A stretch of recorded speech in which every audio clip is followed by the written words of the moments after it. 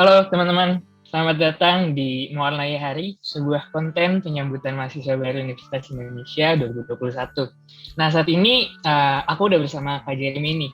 Kita mau sharing-sharing untuk mengucap syukur atas kesempatan yang Tuhan berikan teman-teman untuk berkuliah di Universitas Indonesia, sekaligus juga membantu teman-teman untuk mengingat kembali dan menggumuli tujuan dan panggilan yang telah disediakan Allah dalam kehidupan perkuliahan mereka. Nah, tanpa banyak basa-basi lagi, kita langsung aja nih kenalan. Halo, Kak Jeremy. Halo Hes, salam kenal teman-teman semua. Aku adalah seorang alumni FEB KKI 2015. Nama lengkap aku Jeremy Hugo Enrico. Aku jurusannya dari manajemen dan sekarang lagi menjalani S2 lanjut di PPIM FEB UI dan sedang merangkap kerja di training consultancy namanya Augmenta Consulting sebagai project support. Jadi kurang lebih itu basic info tentang aku. Berarti kakak lanjut S2-nya di mana, Kak? Di UI juga, Kak? Iya, Has. Jadi langsung selesai S1 kemarin, Februari 2020. Terus karena pandemi, merasa yaudahlah nanggung, langsung lanjut ke S2 gitu. Mumpung situasinya semoga bisa lebih cepat ya, jadi normal lah. Amin. Keren banget. Oke, kita langsung aja masuk kali ya, Kak, ke topik kita pada hari ini. Nih, yang pertama nih, Kak, ceritain dong, Kak, sedikit mengenai waktu kakak baru tahu masuk ke UI itu, perasaan kakak tuh gimana sih? Dan sebenarnya apa sih alasan kakak untuk memutuskan akhirnya masuk UI? Beserta jurusannya juga manajemen. Oke, mungkin lucu ya sebetulnya cerita tentang masuk. Jadi aku udah pernah beberapa kali cerita ini ke beberapa adik-adik kelas karena berbeda dengan banyak teman-teman yang lain. Mungkin waktu aku dapat pengumuman bahwa aku lolos SIMAK, waktu itu aku SIMAK KKI, itu aku reaksi pertamanya sedih langsung gitu loh, Hes. Nah, lucunya tuh sedih bukan karena aku merasa UI bukan univ yang bagus atau apa ya, bukan. Tapi lebih kepada pada titik itu tuh aku di dalam masa yang cukup penuh dengan tension bersama orang tua aku. Jadi ortu pengennya aku stay di Indonesia, masuk univ yang mereka dulu merupakan alumni gitu ya. Jadi kedua orang tua aku dulu alumni FISIP dan papa dulu pengennya masuk FE, makanya dia minta aku ngarahin untuk nyoba tes di FE gitu. Jadi sebenarnya pada titik itu aku ngerasa bahwa masuk UI merupakan keinginan orang tua gitu kan. Jadi ngerasa kayak diforsir gitu masuk FE. Dan biasalah anak SMA kan biasanya waktu itu lagi pacaran dan waktu itu janjian mau kuliah bareng di luar, di Australia gitu. Biasalah. Makanya jadi sedih gitu waktu awal-awal masuk. Dan kenapa waktu itu jurusannya manajemen ya selain karena papa pengen aku makanannya abu-abu, tapi aku ngerasa manajemen kayaknya yang paling fleksibel gitu. Jadi kurang lebih gitu sih cerita awalnya. Jadi not so happy lah awal-awalnya. Gitu ya. Oke, kita lanjut aja nih, Kak. Untuk next question-nya itu, menurut kakak, gimana sih bentuk nyata dari mengandalkan Tuhan dalam setiap aspek kehidupan, baik dalam aspek akademis maupun non-akademis? Dan ceritain dong, Kak, pengalaman kakak dalam mengandalkan Tuhan dalam setiap aspek kehidupan ini, terutama dalam perjalanan kuliah kakak kemarin. Oke, jadi tadi aku bilang sebetulnya kan ini ya, suatu perjalanan yang cukup panjang dan aku melatih fase-fase tentu gitu. Awalnya sempat kepahitan sama Tuhan gitu. Aku dari keluarga yang cukup istilahnya cukup diajarkan dengan baik lah tentang secara teori gitu ya, pemahaman tentang kekristenan, cerita-cerita Alkitab semuanya hafal gitu kan. Tapi relasi pribadi aku dengan Tuhan tuh perlahan-lahan bertumbuh gitu sejak aku masuk kampus. Awalnya kepahitan, tapi suddenly di semester pertama tuh Tuhan sediakan aja gitu orang-orang yang tepat, yang bisa deket sama aku, yang bisa jadi support system aku, dan makin lama tuh makin menikmati malahan gitu kuliah di UI. Jadi satu aspek mungkin yang aku rasakan bahwa itu benar-benar berkat Tuhan tuh menempatkan orang-orang yang tepat di sekitar aku waktu aku masuk FE gitu secara khusus. Jadi itu pertama-tama yang membantu aku menghilangkan sense of bitterness-nya atau kepahitannya dari Tuhan gitu.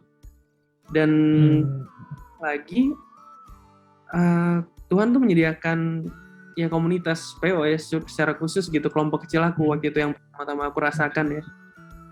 Dan dari situ aku benar-benar belajar bagaimana menikmati persekutuan yang intim gitu. Dan dari beberapa rangkaian cerita yang nanti kita juga dengar lebih lanjut ya, tapi aku ngerasa semua hal itu tuh bentuk dari perlindungan dan penyertaan Tuhan sih. Jadi dari situ aku istilahnya melihat bagaimana cara mengandalkan Tuhan lah di dalam kehidupan kampus aku.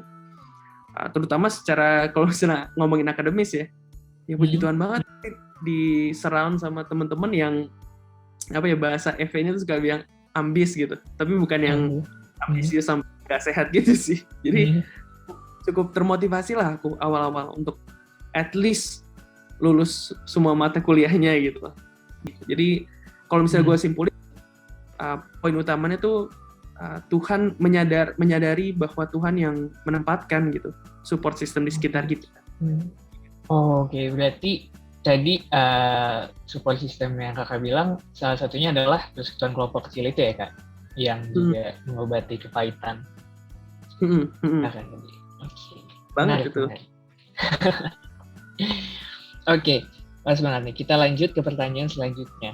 Nih, menurut kakak, perlu nggak sih kita terlibat dalam persekutuan secara komunal, khususnya melalui persekutuan Oikumene di fakultas maupun juga PUI? Dan kenapa sih?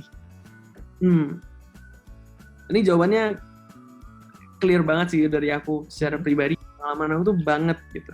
Maksudnya itu sangat berharga dan penting gitu. Sayang banget karena aku juga ketemu beberapa alumni yang bilang gitu, sayangnya dulu waktu aku di kampus persekutuan itu satu hal yang dia miss gitu. Dan buat aku secara pribadi, aku selalu mendorong semua adik-adik adik-adik maba gitu. Waktu aku 2015 aku ngomong ke anak 16 dan 17 dan seterusnya gitu, bahwa persekutuan di kampus itu momen yang unik dan sungguh susah direplikasi gitu kalau misalnya udah jadi alumni nanti. Jadi it's very unique dan it's very meaningful buat aku.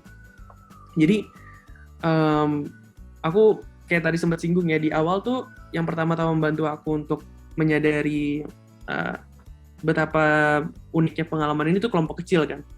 Jadi itu dari kelompok kecil gitu.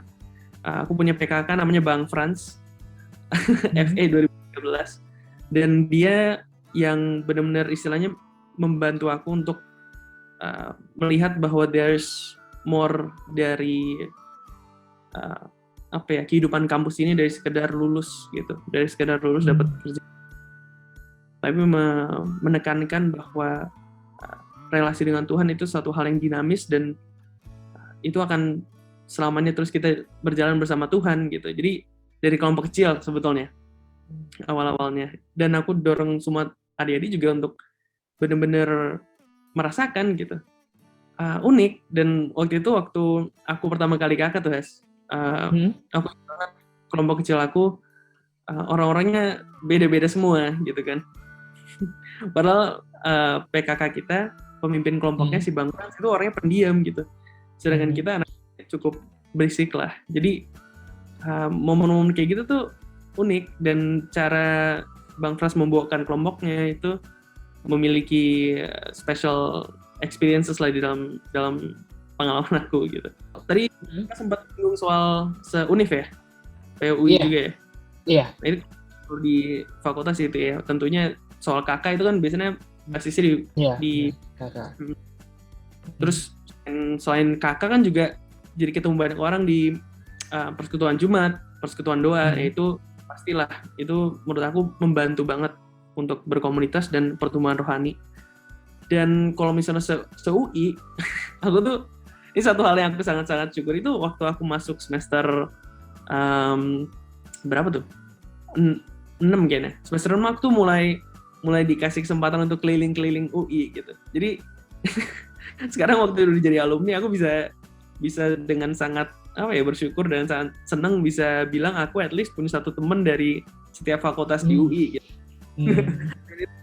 Salah satu hasilnya karena komunitas di PO gitu. Kebetulan waktu itu PKK aku Bang Frans dia pengurus harian untuk 1 tahun gitu. Jadi dia sempat memberikan dorongan untuk ketemu teman-teman fakultas lain, bahkan dia yang kenalin juga gitu.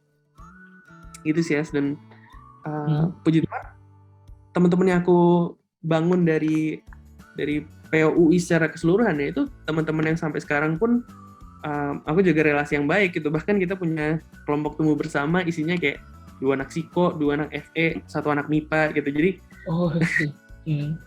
inilah berharga lah buat aku. Gitu ya.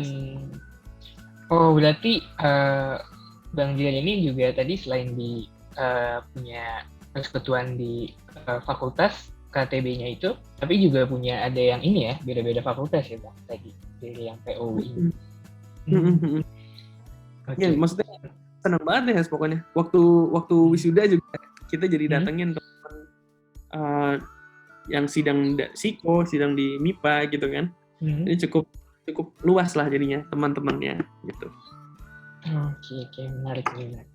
Oke, selanjutnya nih, tadi kan Abang juga udah sempat singgung sedikit nih. Nah, aku mau tahu dong, gimana sih awal mula Abang tergabung dalam perjalanan Abang nih di dalam persekutuan kampus, fakultas, dan PUI, dan ada nggak sih dampaknya dalam kehidupan Abang?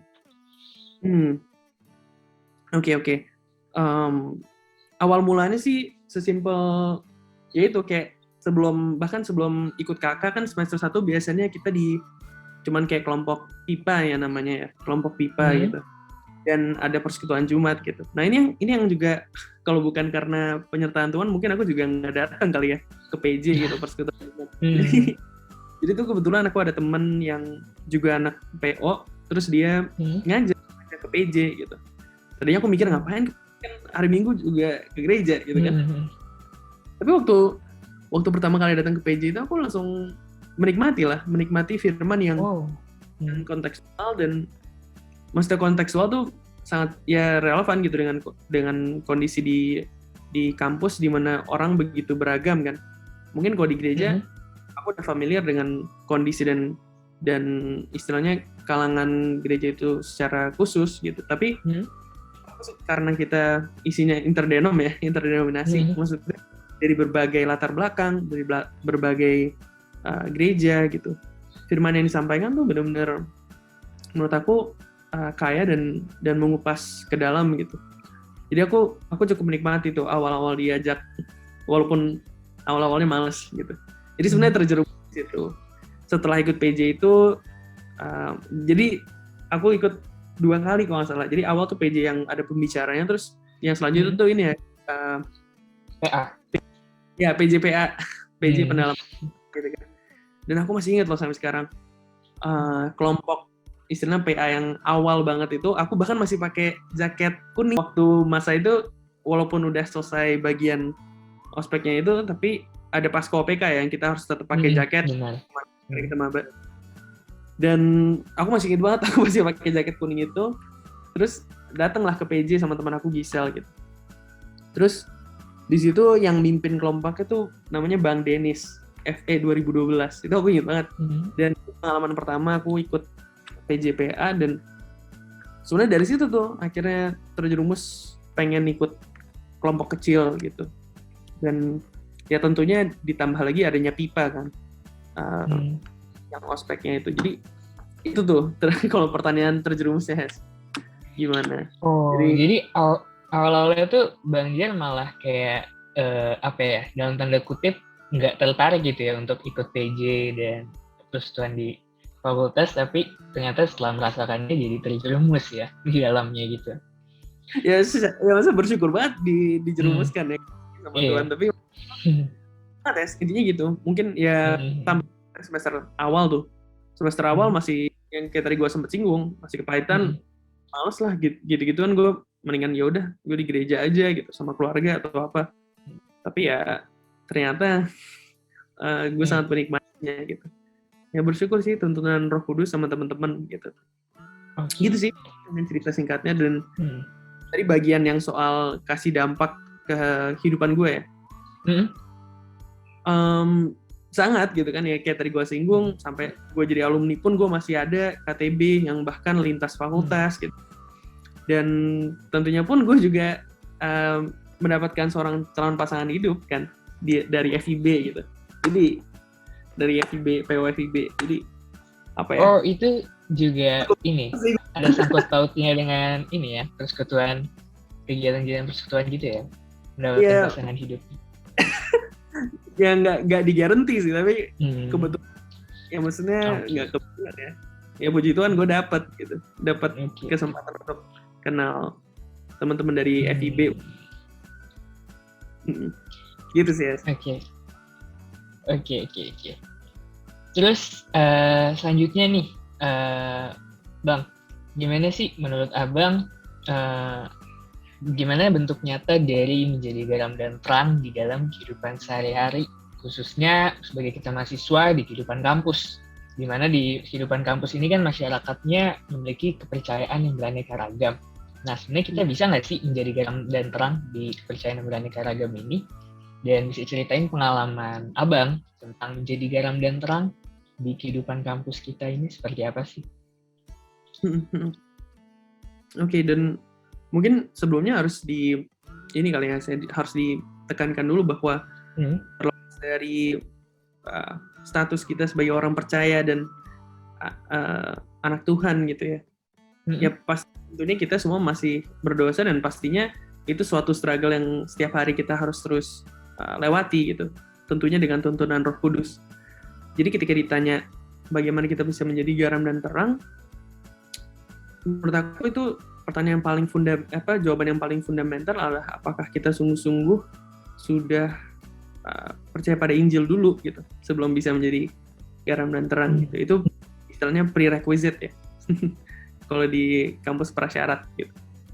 Dalam arti hanya ketika kita sungguh-sungguh mengimani bahwa Tuhan Yesus itu telah datang dan telah mati bagi dosa-dosa kita oleh rancangan Allah Bapa dan telah mengaruniakan Roh Kudus untuk menuntun kita dalam keseharian kita ya, itulah yang menjadi fondasi kita untuk menjalani hari-hari kita sebagai garam dan terang gitu. Terlepas berdosaan kita gitu. Nah jadinya mungkin kalau pengalaman aku secara pribadi sih salah satu hal yang sangat-sangat aplikatif ya, yang waktu itu harus dijalankan kita sebagai anak-anak Tuhan ya, integritas dalam perkuliahan kita gitu kan. Dan tentunya tanggung jawab dalam kita menjalankan perkuliahan kita gitu. Salah satu hal yang aku syukuri itu walaupun waktu itu aku nggak begitu menikmati belajar bisnis gitu, belajar manajemen secara keseluruhan, tapi ya aku tahu itu harus diselesaikan gitu. Itu kan suatu bentuk responsibility juga gitu, dan itu yang Tuhan anugerahkan. Jadi menurut aku hal sesimpel itu pun juga sudah bisa menunjukkan menjadi garam dan terang di mana kita berada gitu. Dan terlebih lagi menurut aku sih yang paling simple dan paling yang aku secara pribadi jalani itu untuk menjadi seorang murid yang memuridkan gitu loh. Maksudnya apa itu murid yang memuridkan ya? Seperti yang dikatakan di Alkitab bahwa kita dipanggil untuk menjadi murid Kristus dan untuk memuridkan teman-teman yang lain yang mungkin dalam masa pertumbuhan juga gitu. Jadi teman untuk bertumbuh lah. Menurut aku itu sih yang paling simple. Kalau misalnya kita ngomongin di luar konteks persekutuan dan di luar konteks teman-teman Kristen gitu ya, menurut aku menunjukkan tadi integritas dalam kita bekerja kelompok, dalam kita berorganisasi bahkan gitu kan. Maksudnya kan nggak semua orang jadi pengurus PO gitu, tapi kita bisa jadi project di panitiaan apa gitu kan, atau jadi bidang apa di organisasi apa, dan ketika kita sungguh-sungguh menjalankannya, itu orang bisa melihat gitu bahwa jadi garam dan terang dimanapun kita berada. Gitu sih. Mungkin ini gitu kali ya. Jadi kalau yang aku tangkap nih, ternyata menjadi garam dan terang bukan melulu hanya bisa dilakukan oleh para pengurus PO atau pelayan gitu ya Bang. Meskipun itu salah satunya, tapi juga bisa kayak di organisasi yang kita lakukan, terus atau di bagaimana kita melakukan perkuliahan, integritas kita, dan tanggung jawab kita, itu juga menjadi salah satu hal bentuk menjadi garam dan terang ya Bang. Betul. Bahkan menurut aku itu salah satu cara yang paling efektif ya. Maksudnya ya mungkin kita jadi bagian dari kepanitiaan terus kita perform secara konsisten dan dengan terbaik yang kita bisa berikan, itu merupakan suatu testimoni yang baik gitu, buat teman-teman kita. Terlebih lagi ya, apalagi kalau kita membagikan Injil kan, gitu sih. Oke. Menarik banget nih Kak. Oke, kita langsung ke pertanyaan yang selanjutnya nih Kak. Menurut Kakak, ini kan tadi salah satu tema kita ini kan bertujuan untuk gimana sih mahasiswa baru terutama dan kita juga bisa menemukan panggilan dan rencana Tuhan saat kita menjadi mahasiswa di UI. Nah, menurut Kakak, apa sih hal yang harus kita pegang atau prinsip atau dasar yang harus dipegang nih supaya kita bisa terus berusaha atau mengusahakan menemukan panggilan ini? Mungkin seandainya ya, aku mikir untuk jawab pertanyaan itu, mungkin aku mikirnya seandainya aku bertemu dengan diri aku yang dulu masuk jadi maba gitu. Mungkin salah satu prinsip yang atau dasar yang aku ajak untuk lebih consider atau ajak untuk lebih pikirkan tuh untuk nomor satu, be present gitu. Dalam arti ketika kita sometimes tuh kita suka mikirin 5 tahun ke depan gue pengen ngapain gitu, 3 tahun ke depan gitu. Kan ada yang suka ya, apalagi kalau kita ngomongin konteks anak FE ya, kayak anak FE itu nulis semacam career plan gitu mereka di kampus, ya kan? Tahun depan gue harus jadi project officer di PC atau apa gitu kan? Dan itu gitu, maksudnya berharap dan memiliki ambisi itu sangat-sangat penting dan bagus. Tapi terkadang kita suka lupa untuk menikmati hari yang kita lagi jalanin gitu, dan mensyukurinya yang Tuhan berikan ada di depan kita gitu. Tapi dalam satu sisi, poin nomor 2 ya, jadi gue mau tekankan 3 hal gitu. Gue tuh untuk lebih proaktif dalam pengalaman kampus gitu. Jadi ya entah ya, yang gue alamin sih sometimes gue kurang proaktif gitu dalam menjalani perkuliahan gue. Gue merasa ya udah dapat segini aja ya udah nggak apa-apa gitu. Tapi terkadang pergi untuk try new things, untuk eksplorasi, untuk apalagi berteman gitu, itu sangat-sangat penting. Dan ya poin terakhirnya ya, nomor 3 yang mungkin gue jadikan itu, jadilah seorang individu yang holistik gitu.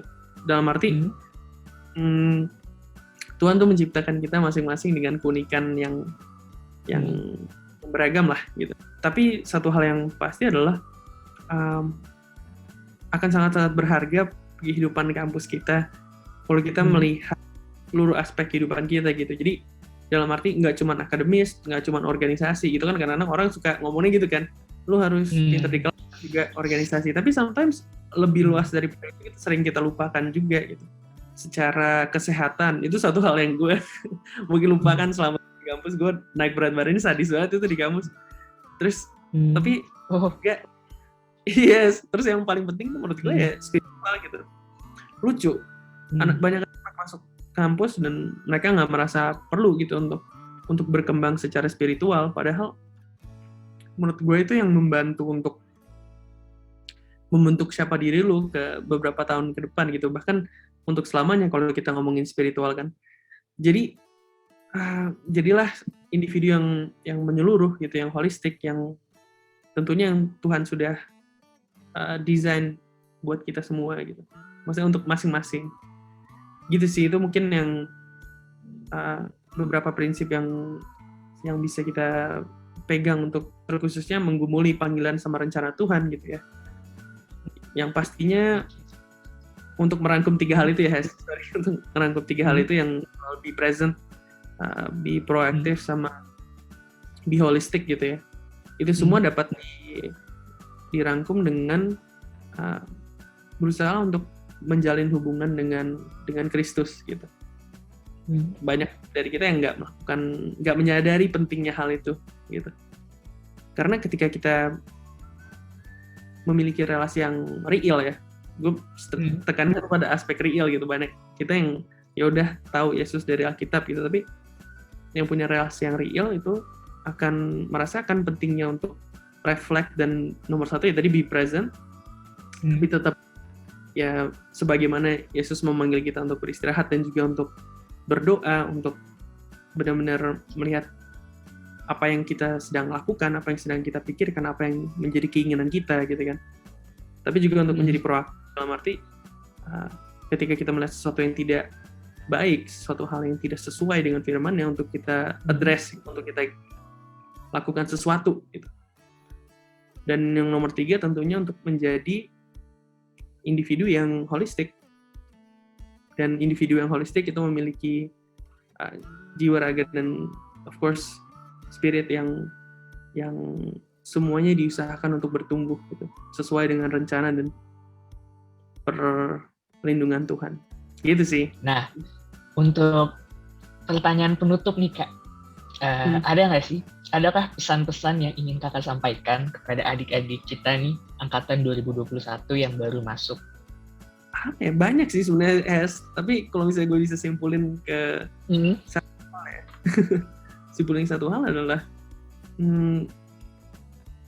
sungguh-sungguh bangunlah relasi dengan Tuhan gitu. Sometimes kita bisa menjalani tahun hidup kita nggak sungguh-sungguh memiliki relasi yang real gitu dengan Tuhan, dan aku ajak teman-teman untuk ya coba doakan gitu, coba benar-benar sungguh-sungguh pikirkan, dan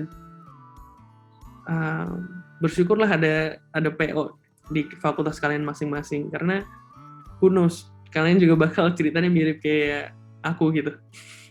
Yang awal-awalnya entah kepahitan, entah bahkan mungkin nggak percaya, tapi ketika Tuhan yang nyatakan bagi kalian, itu akan menjadi suatu pengalaman yang indah dan akan mengubah hidup gitu kan. Jadi itu mungkin satu-satunya pesannya.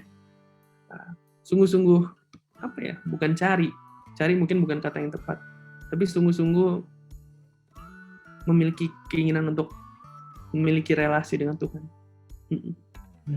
Dan manifestasinya banyak tuh, jadi pelayan, jadi PKK, jadi pemusik, apapun bentuknya gitu.